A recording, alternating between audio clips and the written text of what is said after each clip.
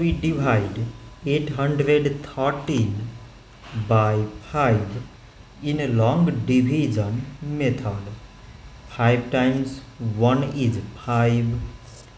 On subtracting we get 3.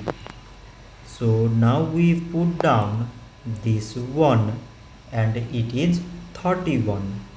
5 times 6 is 30.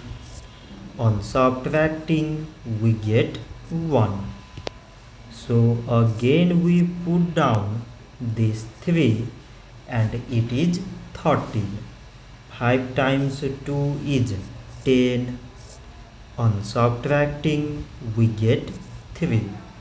So now we have no any other number to put it down. So we take here decimal, so that we put 0. So it is 30 and 5 times 6 is 30. On subtracting we get 0. So 813 divided by 5 is 162 decimal 6. So this much for today and thanks for watching.